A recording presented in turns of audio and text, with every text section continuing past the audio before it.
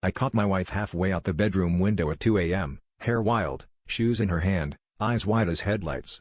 She froze when she saw me standing there, and for a second, I thought maybe she'd laugh, make up some excuse about late-night air or insomnia.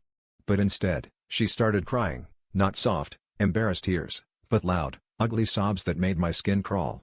I demanded to know where she was going, and she just stared at the floor, mumbling something I couldn't catch. That's when I noticed the faint buzz of a car engine outside, and everything clicked together in a way that made my stomach drop. I followed her outside, barefoot and shaking, and there he was, my brother, slouched against his shitty old Honda, cigarette dangling from his lips. He didn't look surprised to see me, he just shrugged, tossed the smoke, and said, "Guess you figured it out." My wife tried to reach for me, but I stepped back. The world felt small, suffocating. My brother didn't even pretend to apologize. Instead, he smirked and said, "You always took what you wanted, so I took her." The fight that followed was quieter than I expected, just a lot of broken words and old wounds ripped wide open.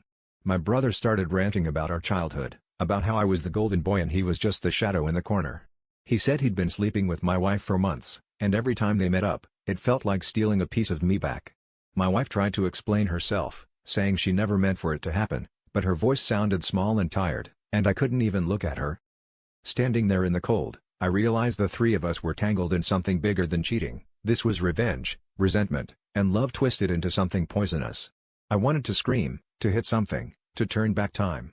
But all I could do was laugh, bitter and hollow, because I finally understood that the person who'd really betrayed me wasn't my wife or my brother, it was the version of myself I'd spent years pretending didn't exist.